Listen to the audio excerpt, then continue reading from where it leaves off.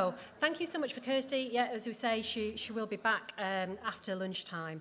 Now, I'm really delighted to have two keynote speakers for us, and the first of which is Steph Wood. Let me just move up. There we are. Steph and I spoke probably a couple of years ago when she was at Tesco, so I'm so excited that she's here today. She started a career at Asda and joined as a training graduate scheme in the trainee graduate scheme 20 years ago, and spent 6 years there in various product and buyer roles before moving to Tesco in 2011. She has spent 13 years in senior exec roles in Tesco, including category director, strategic sourcing director, fresh food commercial director, as well as acting group chief commercial officer in 2022. How she has time, we're going to find out in a minute. In May 2023, Steph was appointed as Managing Director of the One Stop Stores Limited, a subsidiary of Tesco. Steph lives with her husband Nick and has 3 children in Herefordshire. Steph is going to speak in a moment, and then we've got a 5-minute Q&A. So if you've got any questions for Steph, please scribble them down and I'll come to you afterwards. Steph, you're most welcome.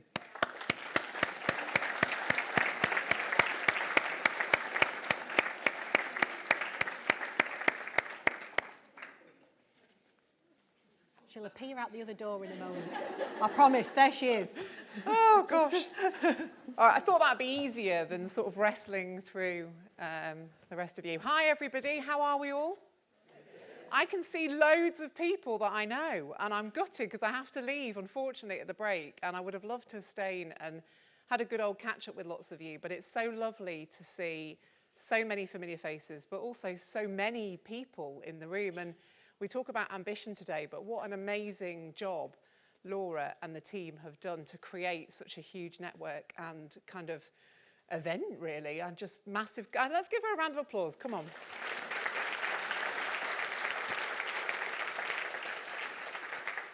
Right then, I didn't realise she was going to do such a comprehensive overview. That's basically one of my slides. I'm joking. What I thought I'd do is I'd tell you a little bit more about me. So I'm going to talk you through my career journey, introduce me a bit more personally to you, although lots of you do know me, so you'll be here to call me out on anything that I'm embellishing maybe. And then I'm going to share with you, when I look back over that 20-year career, what are the sound bites, the key bits of advice that I would wish someone would have given me. And then equally, I'm going to share with you my perspective on ambition, what it means to me, how I think about it, and hopefully you will find that useful. So let's kick off.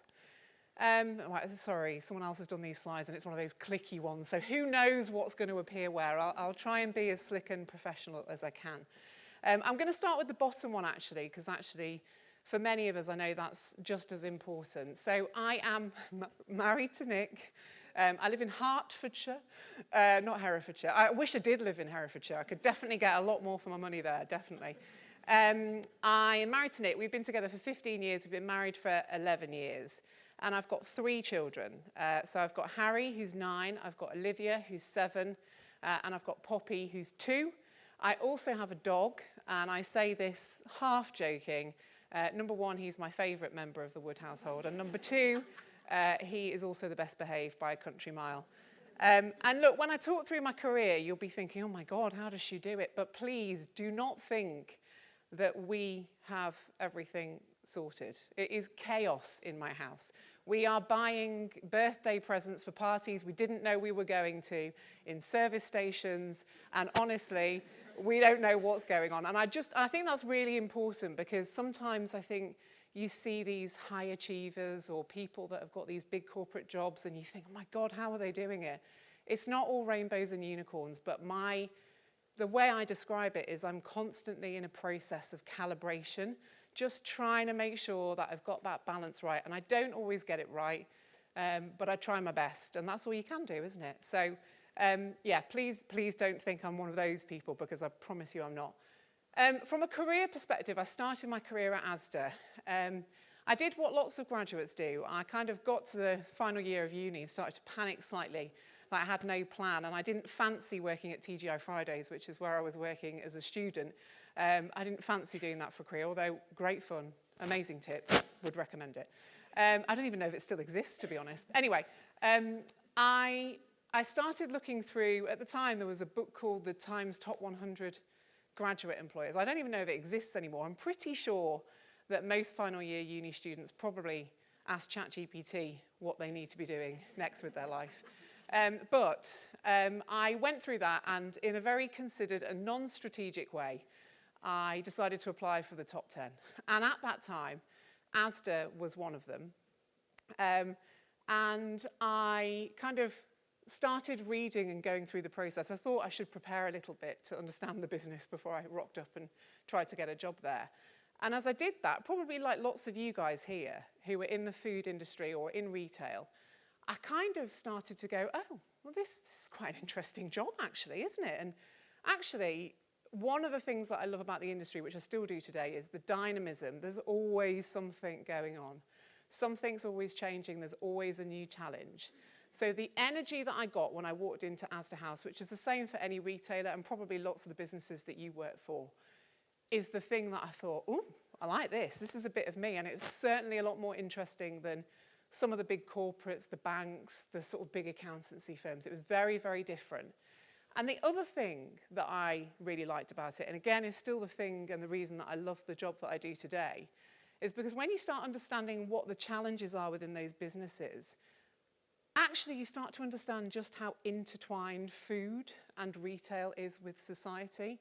And a lot of the big challenges that we face as a society, whether that be health, whether that be sustainability, whether that be inequality, all of those things are just as relevant for the businesses that the retail looks after. And I think that's a brilliant opportunity. It's a bit like when you go to a wedding and you sit down at a table and people say to you, go around the table, you don't know, what do you do? I'm a teacher, I'm an accountant, I'm a solicitor. I work for Tesco. Oh, you work for Tesco, do you? Well, let me tell you, and actually there's something really amazing about that because it just makes such a big impact to people. And actually we can all make a massive difference. So that's the thing that I love about the industry. It's the thing that I loved about it 20 years ago. I stayed there for 6 years. I loved it. I did lots of different roles. But I probably got to a point where I was feeling very ambitious. And it coincided with an opportunity to go and work for Tesco. And Tesco at the time were setting something up called group food sourcing. And I can see some people that were in group food sourcing, which is amazing to see. And that team was all about buying. It was all about focusing on the upstream supplier strategy and working out ways to do things faster, simpler, cheaper. It was all about leveraging Tesco's group scale. And for me, that really floated my boat. It was an area that I was really passionate about, and it's the bit of commercial that I love the most. So I went for it. I went for it and it worked, so I really enjoyed it. I loved that role. And 2 years later, I was promoted to sourcing director. I then got the opportunity to go into the UK business, the core UK business, and become the category director for chilled food. I then went on maternity leave. I came back to a different role, a sourcing director role. I went on maternity leave. I got a phone call when I was knee-deep in nappies, 6 months into my maternity leave, and said that they would like me to become the fresh food commercial director, which was an amazing opportunity, but I'd be lying if I said I didn't say, if you got the right person, this is Steph Wood. I'm on maternity leave, you can't promote me. And look, what a brilliant opportunity that was. I did 3.5 years in that role. Extremely challenging time because it was COVID, and I'm sure those of you who are in the industry know just how tough that was and how much effort went into making sure that we fed the nation and did the right thing for customers and colleagues. Loved that role, but got towards 2.5 years, 3 years in role and started having a conversation with the business about, actually, I want to do something more. I feel like I've got an itch I need to scratch. I don't think I use that language, probably not advisable. And I felt like I just wanted to do something different because when you grow up in a specific stream, which is commercial, largely fresh food, I just felt like I wanted to go and see whether I could run a bigger business or do something different. And for me, what I wanted out of a role is I wanted to run an operating board. I wanted end-to-end P&L accountability. I wanted to get exposure to those areas that are really important to business, but you don't get when you're part of a kind of big ecosystem in Tesco, like technology or property. And there are not actually that many roles in Tesco that allow you to do that. And one of the very few roles that does is running One Stop because it's a standalone business. We've got over 10,000 colleagues, so it's a huge business in its own right, but of course in Tesco terms it's relatively small. It's a wholly owned subsidiary, so we have our own statutory accounting process, and I have complete accountability for all its good and bad, for everything that goes on within One Stop. So that's technology, it's property, it's finance, it's product, it's commercial, it's technical, it's all of those things. And so I took that opportunity. It felt like a bit of a risk, but I have to say it's probably the most enjoyable role that I've ever done, because when we were just doing that values exercise, one of the things that's really important to me is continuous learning and making sure that I'm always stretching myself and always sort of out of my comfort zone. You don't want to be too far out of it, but that definitely felt like a real breadth move. So that's a little bit about my kind of career journey. And look, if I look back at the years, many years, 20, the kind of key insights and lessons that I would share with you guys. First of all, ambition isn't linear. So you won't always feel as ambitious as you do today. And equally, there will be 2-3 years down the time when you'll be way more ambitious for yourself. And what I have a brilliant opportunity to mentor and sponsor lots of female talent, mainly in Tesco, but also externally. And one of the things I do observe as a common kind of trap that people fall into is they go through one of those dips and they kind of lose their momentum and they go, oh, it's not for me. You know, actually, all kids are a bit challenging. And I want you to know that that's okay. If I was to plot my ambition over that career timeline, it would be all over the bloody place. Honestly, it would. And I think there is some value in just keeping going. And I know that's, I'm not saying do it to the nth degree, but there is a little bit of resilience that you need to really fulfill your ambition. And I want you guys to know that, because I think there have been moments in my career. So for example, when I went back, when I had 2 young kids, went to run fresh food commercial as a division, I just felt all over the place. I was like, I'm rubbish at home, I'm rubbish at work, I don't know what I'm doing. And at that point, my ambition was probably right on the floor. But 3 years later, I was saying to the business, right guys, this is what I want, this is what I need, what have you got? So it can just show you that actually, you know, it's not always a plain sailing, there's ups and downs, and I think it's important to share that there are troughs as well as peaks. I think the other thing I would say, I say it to my kids all the time, comparison is the thief of joy. Your career is specific to you. Your development needs are specific to you, and therefore the roles that you need to be and do to be at your best are specific to you. So looking at someone else that started on the Asda graduate scheme 20 years ago is completely irrelevant to where I am in my journey. And by the way, that success isn't just defined by where you are in your career, it's where you are in your life. So I think making sure that you strike that balance and that you follow your own career path and own it for yourself. And then the final thing I would say is, if I think about the roles that I've done that have made me stand out, where I've got promoted or where people have tapped me on the shoulder and said, oh, you know, you're doing really, really well. It's always jobs that I love doing. So if I think about that Asda to Tesco move, the reason that I went for that job is because it was all the things that I loved about the job that I was doing, but it was just that. And I always say to people, because there are some people that I observe over the years that just think that doing the role and being in role for 2-3 years is enough. But you've got to deliver through your job.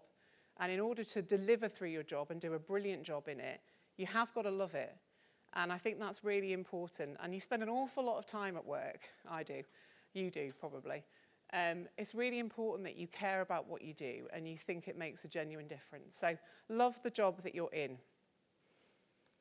And then what does ambition mean to me? So I would definitely say set goals. I mean, it is a bit of a cliche, but if you don't know where you're going, you're never going to get there. And one of the best ways to determine how to get there, again, I always give this piece of advice, is look at the people that are in those roles now and understand how they got there, because history is a really good determinant of what's going to happen in the future. So what is the career path? Now, what I would also say is there are points in my career where I wouldn't have been able to answer what my goal was. And I was probably only thinking about that next step. That's okay, but you can still have a goal around that next step. I would also say, set timescales against it. And those timescales don't need to be hard and fast. You don't need to be saying by the 1st of January 2027, if I'm not in that role, I'm out. Don't do that. But you should have your own personal timescales, because actually it needs to work for the business and it needs to work for you. And it might not work for you in that business that you're in, but it doesn't mean that you can't achieve it and you can't get there. So think about where you want to be, and that might only be one step on. Think about how you're going to get there. Have you got the skills and experience to get there? And if you haven't, how do you get them? And then think about your personal timescales. And they shouldn't be hard and fast, but they should be directional. Then what I'd say is think about those people that you can corroborate that with. So I have a network. It's probably only about, when I say network, I don't mean all of you guys that I've known over the years. You know, I mean maybe 5 or 6 people that if things changed, or if I want some advice and I want them to tell me the truth about this is where I want to get to, this is how I want to do it, that you can have that honest conversation with. And some of them work at Tesco and some of them don't. But think about who are those 5 or 6 people. Some people call them your personal boardroom. Who are those 5 or 6 people that you can corroborate those goals and plans with to make sure that they're realistic, and for them to give you the benefit of their perspective on how you could get there? Because you'll have a view, but there'll be other ways and other means of achieving and getting where you want to. So think about who that network is and make sure you invest in that network and keep those connections going. Most of my network are people that I've worked for. So they're people that I've built a really good level of trust and understanding with, and who really know me, and honesty. And I can have that really honest conversation with them because they'll give me the truth. So think about your network. And then the final thing I would say before I move to questions is make sure, you know, I've had the opportunity to work with many, many brilliant leaders across the industry for the last 20 years. And the people that are the best leaders are absolutely the people who focus on themselves outside of work as well as inside of work. And they prioritize their health, their self-care. And I know that I haven't always been great at that because life's busy, and actually, you know, I'm not going to prioritize going to the gym when I could prioritize going to a meeting. But I definitely think that if I was to plot a graph again of when I felt most ambitious and most confident, it's when I'm looking after myself the best and when I'm filling my cup. And for me, that's really simple. I need my sleep. I know I've got 3 children, but I do need my sleep. I need to eat well and fuel my body. I need to move. I'm not an athlete, as you can tell. But I do like to do exercise because it helps me feel good, more for the mental benefits more than anything. And I need to feel connected to my people. So my kids, my family, my friends, my colleagues as well. And they're the things that are like the cornerstones of how I feel. And if I don't do any of those things, I don't feel good about myself, I don't feel confident, and I don't feel ambitious. So make sure, or my advice would be, make sure you do prioritize those things because they are directly correlated to how you feel about your own levels of ambition. So I think that's it. And I think we've got 5 minutes for Q&A. Yeah? Amazing, Thank you. Who knew I had it in me? I'm notorious for going over. Thank you so much. It was just amazing to listen to how your journey has gone and the lessons that you've learned along the way and the advice. So thank you so much. No. We're going to take questions from the floor, but while you're just thinking those, can I ask... I've been thinking one. Just when you, it was really interesting when you went for the one-stop gig, or you said about what you wanted. You're so self-aware. How did you start that conversation? Because a lot of folks, and it's what KAG are talking about over lunch, about having that promotion conversation. It feels like you're almost disloyal to your current gig.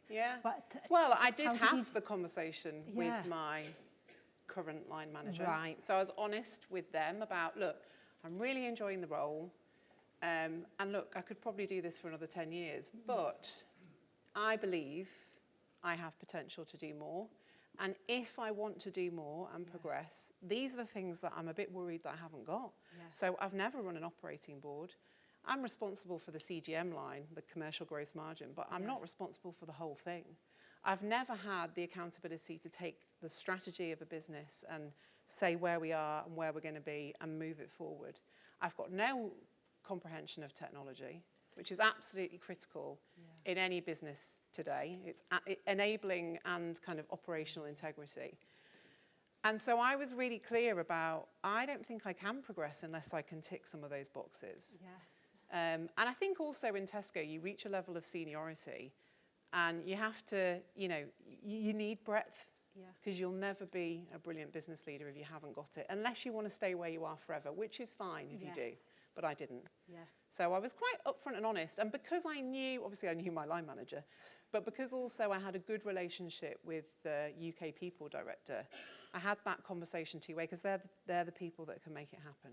Amazing, and just having that objectivity rather than it to feel too personal. No, it wasn't personal, it was just purely, these are the skills I've got, these are the skills I haven't, how do I get them? Amazing, thank you. What questions have we got from the floor? Have we got any? Yeah, could we have a mic at the front? Sorry, Bex. You could probably shout.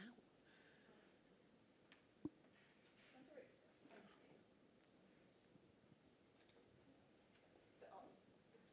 Thank you. Who knows? With such a powerful job, do you ever get imposter syndrome? And if so, how do you overcome it? Definitely. Probably less so now. I think if I was to think about imposter syndrome over the years, so I talked about that step up from director to business leader when I took that fresh commercial director. I felt, as I said, I did actually, this is Stephanie Wood. I definitely didn't feel like I deserved that or that I was in the right place at the right time. But of course, now I look back and go, of course you were.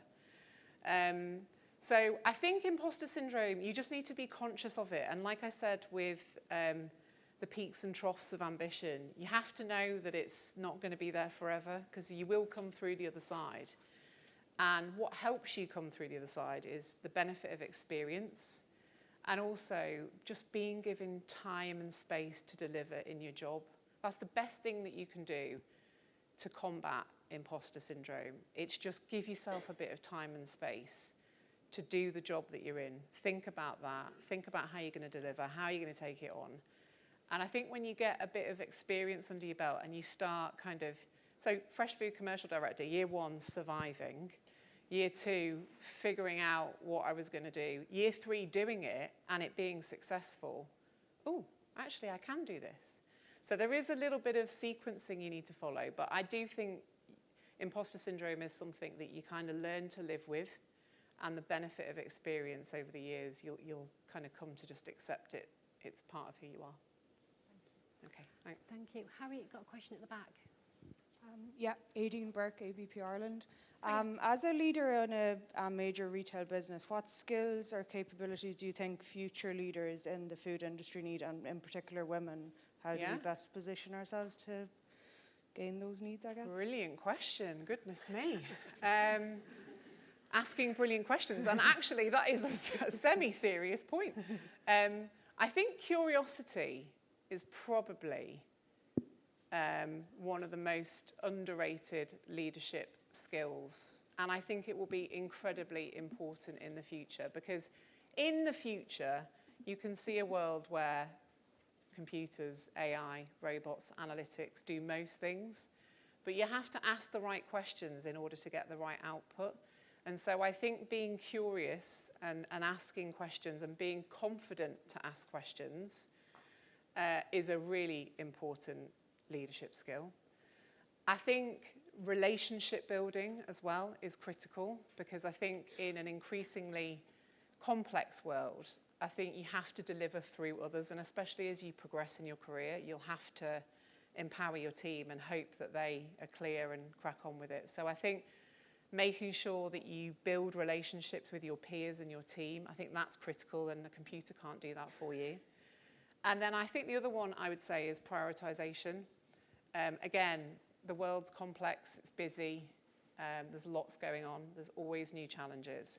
So prioritizing the big bets, and I think definitely in the role that I'm in now, probably one of my key reflections is you've got to prioritize, and you've got to be clear about the 2 or 3 game changers that you're going to that you're going to implement, because you can't do it all. So I think prioritisation, building trust and relationships, and then asking the right questions would be things that I think are really important and will continue to be so. Amazing. Can we have a massive round of applause for Steph?